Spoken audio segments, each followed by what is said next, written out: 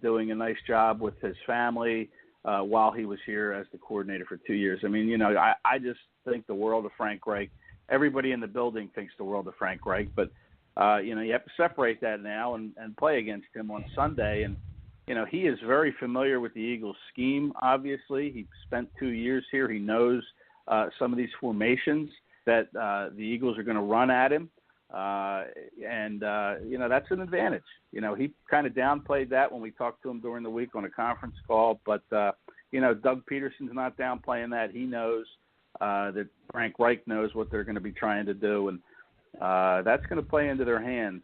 You're right. It's a winnable game for the Colts. The Eagles are banged up. They're going to be without two of their running backs, Jay Ajayi and Darren Sproles.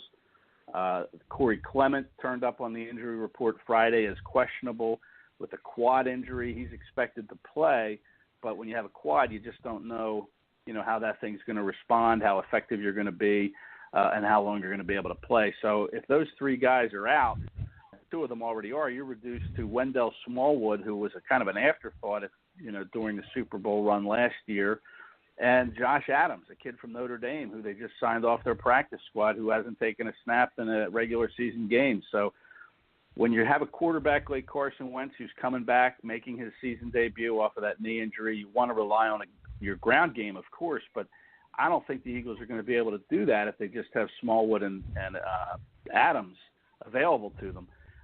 You're going to want to rely on your tight ends, too. The Eagles are a little banged up there at the tight end spot, but they still have Zach Ertz. And, the weapons that Wentz has at receiver, after Nelson Aguilar, you have Jordan Matthews, who they re-signed kind of off the scrap heap, who was here, to start his career for 3 years before he got traded. He's back now. But you also have Shelton Gibson, who hasn't done anything in the NFL. And you have Kamar Aiken, who's kind of a retread veteran off the street. So, you look at the weapons that the Eagles are throwing out there for Wentz and making his season debut, and, it doesn't really inspire a lot of confidence. It's a big concern when you factor that in, plus Reich's familiarity with the team. So, the Colts can win this game. The Eagles will have an emotional lift getting Wentz back, but, can that carry for all 60 minutes? It usually doesn't. It might give them a lift early, but then it just becomes a football game, and, the Colts can certainly win this game here in Philadelphia. Well, the Colts are an improved Colts. Obviously, we have a lot of work to do ourselves, and we've got some injuries as well that are going to be plaguing the Indianapolis Colts as they take on the Philadelphia Eagles. How big, though, is Ajayi? I can't even say his name. Ajayi? Ajayi. Man, Ajayi, how big? That's going to sting. That's going to leave a mark, him not being able to play against the Colts. Huge. I mean, he's your hammer. I mean, he has 3 rushing touchdowns in the first 2 games this season. He's the guy they go to, down in the red zone, and he's a guy that likes to soften up a defense. Not having him is a big, it's a big thing for the Eagles not to have him. But like you said, the Colts have injuries. They're going to be without their running back Marlon Mack.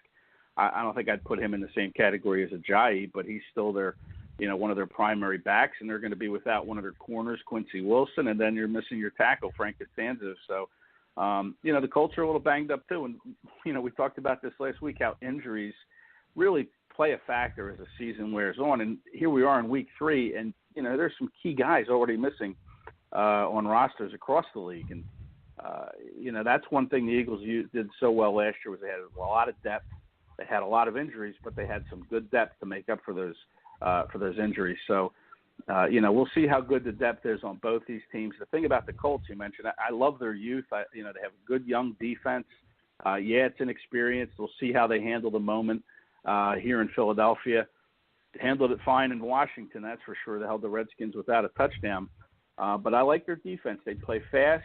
They play physical, which are 2 trademarks of Frank Reich. Their tackles and their D-line really likes to penetrate. I like how they went from a 3-4 to a 4-3 defense. They're getting some good play out of Margus Hunt, the 6'8" D end, and that rookie linebacker from South Carolina State, Darius Leonard, has just been all over the field. So, they have a young defense that is only going to get better and is already pretty good. We're talking with ed-kracz, beat writer for the Philadelphia Eagles, Sports Exchange, and obviously our official NFL contributor here at The Balance. We're going to go and around the league and break it down some of these games here in just a minute. Mo's going to be joining us in the next half hour to talk about some more NFL talk as well, and some of the spreads and those that like to bet. But here's the thing, question for you, ed-kracz, who hangs out at the complex. Doug Peterson, do you think he's in closed doors with Nelson Aguilar, overturning tables, throwing chairs, throwing phones, throat grabbing? You got to think that Doug's a little fed up with his wide receiver, Nelson Aguilar, and now it appears he's been fined $26,000. Is this guy safe enough to be on the field? Should he be on the field? What should Doug Peterson be saying to this wide receiver who just doesn't seem to get it?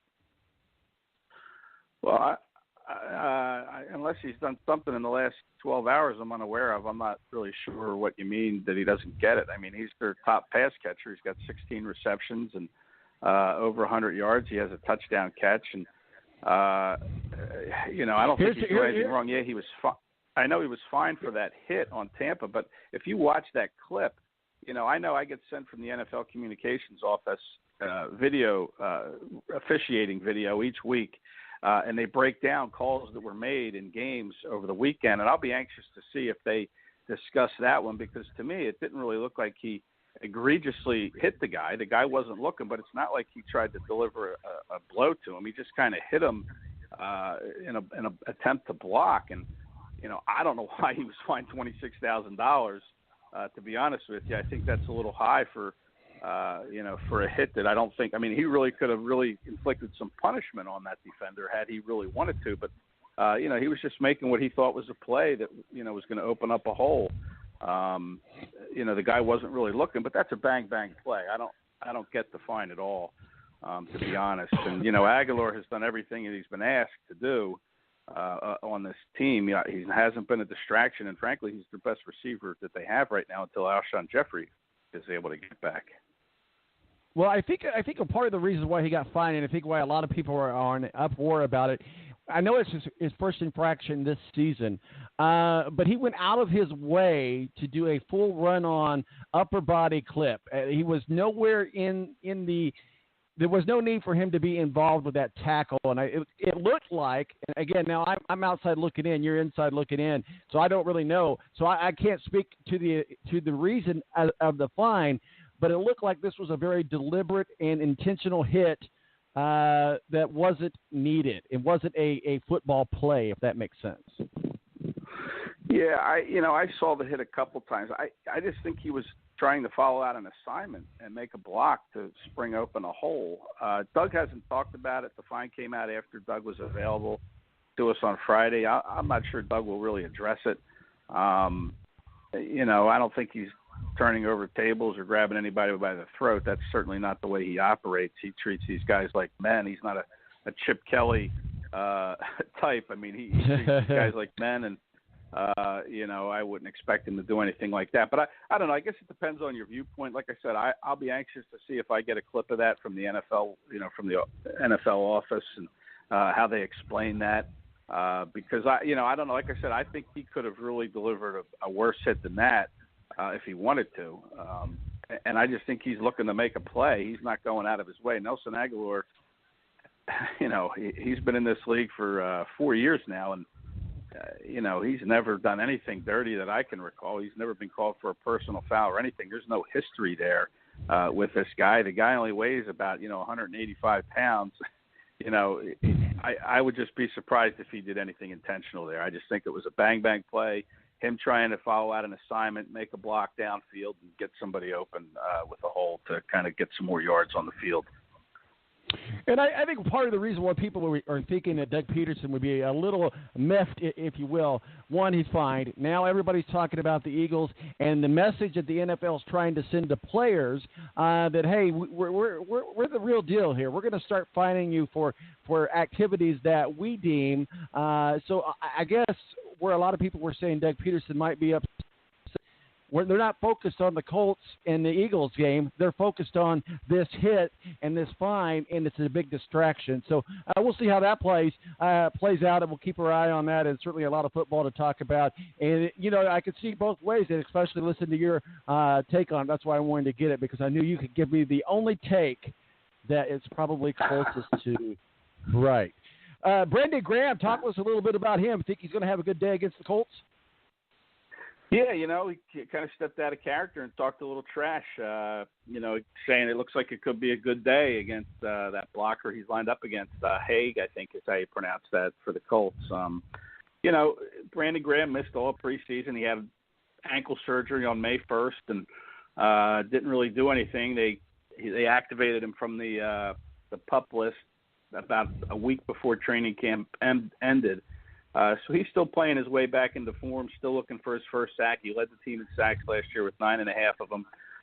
He's made some plays, but, he's still, rounding into game playing shape after missing, all of camp and coming back from that ankle injury. I talked to him in the locker room, and he said he's not quite 100%, but he's getting closer, and, he's feeling better. So, we'll see. We'll see if he can back up his words and make it a good day against a blocker who he thinks he can beat. So, talking about guys that kind of started talking to the press, and you know how that gets, and you know how press and I know your press. We all do what we do, so we got to write our stories. We got to get clickable stuff. But at the same time, Fletcher Cox feels like he's being disrespected,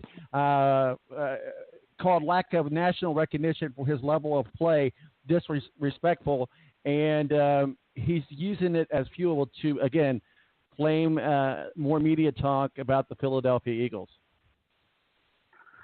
Yeah, I'm not sure he's right. I think he gets plenty of national recognition. I think when you mention, the top defensive tackles in the league, you mention Aaron Donald with the Rams and Gerald McCoy with the Buccaneers, and then I think, Fletcher Cox is probably third in that group, and that's about right. I'm not sure if he needs that motivation, I guess, and that's all well and good to say, hey, I'm not being disrespected, but I'm not sure he is. I think he gets national publicity when they talk about the best defensive tackles in the league. I think you could throw even Geno Atkins in there from the Cincinnati Bengals as, being one of the top 5 guys. But Cox is certainly one of the top 3 defensive tackles in the league, and, I think that's pretty much known across the league.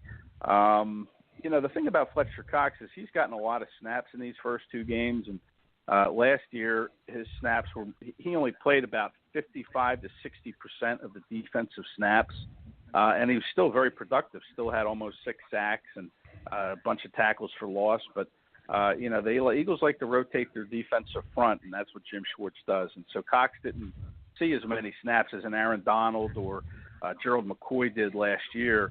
But this year he is seeing more, but I think that's more a product of the Eagles being a little light at defensive tackle. After Haloti Ngata, they kind of have an undrafted free agent from a couple years ago, Destiny Viejo, that they run in there. And, Michael Bennett, he's a real issue, by the way, Michael Bennett on this team, and how happy he is in this defensive rotation role. He only got 24 snaps against Tampa last week, and he stopped talking to the media this week. I went up to him to try to talk to him and see if he was happy, and he said he was done talking to the media. And I said, why? And he said, well, I've been talking for 10 years, and I don't want to do it anymore. He's been in the league for 10 years. So, I don't think he's real happy in that locker room. And that to me is an issue. I don't think Cox being disrespected. If he feels he needs that motivation, fine. I think he gets plenty of acclaim across the country. But I think the real issue is Michael Bennett up front and his unhappiness, I believe, in his role on this team. Well, we'll certainly be watching this game quite intently. The both of us will be. What are your final thoughts, X's and O's, and who walks away with the W column against the Colts and the Eagles? Well, I think it's going to be a low-scoring game. I just think that the Eagles' defense always plays great at home, not so great on the road. The Eagles feed off the emotion of the crowd with that defense at home. They're 16-3, including playoffs under Peterson at home.